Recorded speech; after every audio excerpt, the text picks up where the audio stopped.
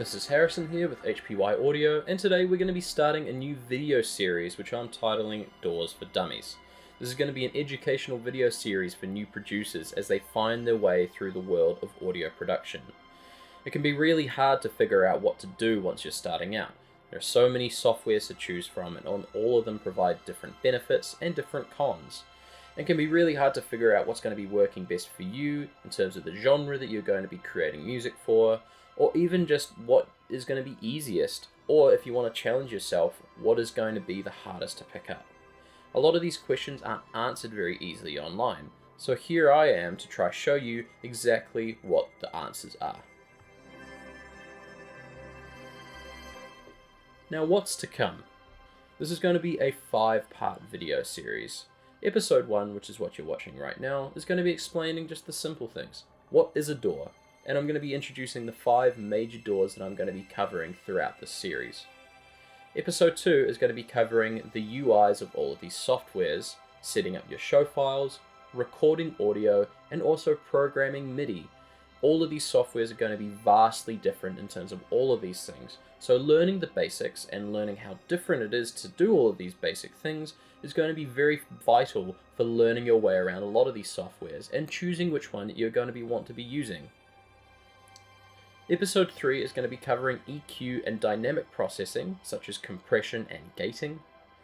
Episode 4 is going to be covering effects and plugins. Now, it is good to note that throughout this video series, I'm only going to be comparing the stock plugins of each of these softwares, as if I just used the same VST plugin throughout all of these softwares, it would kind of ruin the point of this comparison. And episode 5 is going to be about the mix finalization and bouncing, and we'll also give a summary of all of these softwares and hopefully summarize what I believe are the vital answers that new producers are going to need to choose the software that they're going to be working with for their careers as a producer. So first of all, what the hell even is a DAW? A digital audio workstation, or a DAW, they are softwares designed for audio production, audio mixing, audio mastering, and a plethora of features in between. The main features of most DAWs are audio recording, MIDI programming, and audio processing. There are hundreds of DAWs out there, and I mean hundreds, but there are 5 major DAWs that I'll be discussing in depth throughout this video series. So let's start off with the beginner options. Now, the first software that I'm going to be covering today is FL Studio. FL Studio is usually the software that a lot of producers start out with. FL Studio can be either very cost-effective or very pricey depending on how driven you are and how much you want to invest. There is a free version of FL Studio that gives you all of the main features of the most expensive version, which is $900. The only issue with that is, once you save a file, you cannot load it back up again. So, if you've worked 5 hours on a project and then close your file, you will not be able to load that file again until you pay for the full version. This can be quite annoying if you want to work extensively on a project and you don't want to just keep this file open on your computer for days on end. The $900 version gives you a plethora of features with hundreds, and I really mean hundreds, of unique plugins. And the 2 versions before the $900 version also give you an insane amount of features. However, with every price point it gives you less and less and less. The main genres that are used for FL Studio is hip hop, electronica, dance, and pop. Although you can mainly use FL Studio for anything, FL Studio in the industry is mainly used for synthetic based music such as hip hop and electronica. It is the industry standard for hip-hop, as majority of beat makers and producers will be using FL Studio to make all of their instrumentals, and then record vocals into FL Studio. FL Studio's content is very vast. It has a plethora of MIDI programming features, and the amount of plugins that you can get using the full version is in the hundreds. There is an insane amount of things that you can do, an insane amount of things that you can use on FL Studio. The only issue I have, which brings the difficulty up to a 2 out of 5, is the audio recording capabilities are a little bit limited. It is not as easy as the next software I'm going to be talking about, which is Logic Pro. Logic Pro is what I believe the easiest software to use if you are a beginner audio producer. It is $400, which might seem a little bit steep to new producers. However, with the amount of content and capabilities that Logic provides, I think that is a very, very good deal. The music genres that I would recommend producing in Logic is absolutely limitless. You can pretty much create anything that you want in Logic, using its vast audio recording capabilities or even its vast MIDI programming capabilities. The content is so vast and so incredible that you can really do anything you want with this software. The content includes, like I've mentioned before, MIDI programming and audio recording capabilities. It has AI session musicians to play along to your tracks, which I think is a really cool feature in case you're just trying to develop your tracks. And it also has AI stem splitting. So in case you have a song that you really want to just take the drums out of and mix them in a different way, or replace them with something brand new, this is exactly what the AI stem splitting can do, which I think is revolutionary and will change the way that we see remixes, remasters, and all sorts of things along those lines in the music industry. And as a result of all of these, I've given this a 1 out of 5 for difficulty. I think it is incredibly easy to use. And one good thing to note about Logic is, before you spend $400, you can also use the free version of Logic, which is called GarageBand. GarageBand is free and is included with all Apple products, such as iPhones, laptops, desktops, and anything in between. GarageBand uses the exact same user interface as Logic, however, it limits some of the content that you can create using it. It is still a vastly powerful software, and although it doesn't give you as many capabilities as Logic, this is an incredible way to get yourself used to the UI and get acquainted with the software before spending $400 and unlocking all of the capabilities of Logic Pro.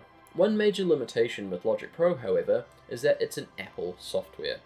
If you are not running an Apple laptop or an Apple desktop, you will not be able to download Logic Pro. The only way that you'd be able to get Logic Pro on your Windows computer is if you bootleg the Apple operating system onto your Windows computer.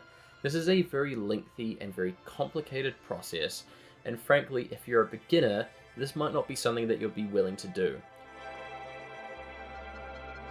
Now moving on to what I believe the intermediate options are.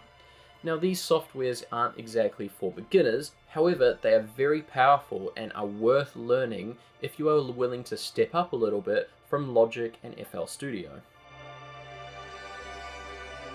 The first one that I'm going to be covering in this section is Reaper.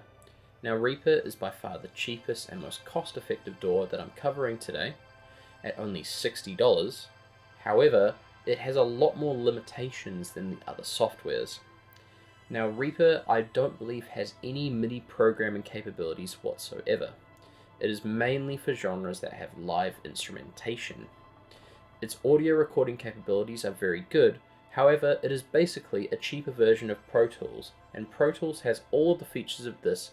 However, it has more capabilities, more features, better plugins, and a wider variety of content. However, if you are not willing to pay the absurd prices of Pro Tools, Reaper is definitely by far the most cost-effective one out of those. I'm giving the difficulty here a 3 out of 5 because although it is relatively simple, if you are not used to audio recording or audio software that doesn't have any MIDI capabilities, this can be a little bit harder to pick up. And also, because Reaper doesn't have that many stock plugins, and the plugins that it does have are very, very limited, this makes it harder to figure out exactly what to do in terms of making effective mixes right off the bat. Ableton. Ableton is a very, very powerful software. You can use it for basically anything you could ever want. It has amazing MIDI programming and audio recording capabilities. It has powerful programming and engineering capabilities with Max SMP. It has a wide array of sound and a wide array of plugins. Ableton has a massive amount of plugins, and all of them are very effective, although a little bit hard to understand if you're first coming into audio production. This is why I'm giving the difficulty for this a 3 out of 5, because although it is very easy to figure out what to do right off the bat, if you want to really complicate things and come up with very effective mixes and do incredible things with programming or engineering, that's where you really have to push yourself. So it is easy to use, very, very hard to master. Pro Tools. Pro Tools is my DAW of choice personally. I use this for all of my audio mixing and all of my film sound mixes too. Now, it is probably the most expensive out of anything on this list, mainly because it is only subscription based rather than paying a flat rate. The starting price for Pro Tools is $100 US. If you compare that to Reaper, which is $60 to get it for a lifetime, that is very expensive, especially when you consider that the ultimate version is $600 US a year. This is very pricey, especially for new users and beginners to audio production. However, the capabilities of Pro Tools are so powerful that it is almost worth paying the absurd amount of money, even if you are a beginner. This is the industry standard for majority of studios around the world. You can record anything you want using this software. However, it is mainly used for audio recording. It does have MIDI capabilities, however, they are very limited and you'd be better off using Logic or Ableton for all of your MIDI programming capabilities. It has a plethora of amazing plugins right at your disposal. It also has a state-of-the-art auto tuner in Melodyne, which is built into the software. Now, all of these things are very, very incredible. However, this is a very, very difficult software to use. Its audio recording is very powerful. However, if you don't know anything about studios and you don't know anything about audio recording, the recording capabilities can be very tough to wrap your head around. The MIDI capabilities are also very tough to wrap your head around, and that is why a lot of people don't use them for Pro Tools. However, once you learn how to use this, it is by far the most powerful out of any software that I'm covering today. Now obviously, there's more than just these 5 softwares that I've covered. There are hundreds of softwares out there, and none of these 5 might be what you are looking to use. So let's cover some other options before I spend the rest of this video series covering these 5. Some free ones that you can use are GarageBand, which I covered earlier, Audacity, and Waveform Free. All of these are free and will give you a very good introduction to audio production. Some paid ones include Cubase, Studio One, and Sequoia Pro. These might be up your alley. I would highly recommend looking at these and doing your own research about these before tackling any of the softwares I've covered today.